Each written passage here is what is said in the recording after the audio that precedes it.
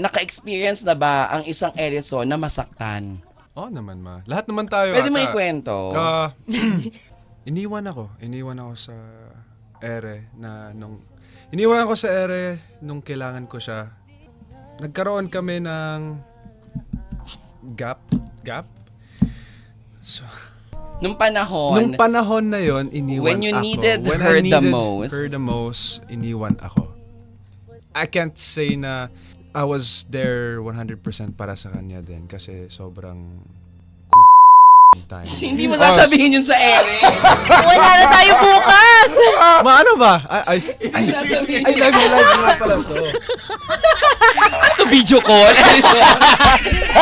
Mamaya na lang tayo mag-usap kasi ganun ka Hindi, mas hala, kumapit na sila eh. Okay. When you needed her the most, iniwan ka ako. sa Ere. So ganun na lang, doon na lang tayo.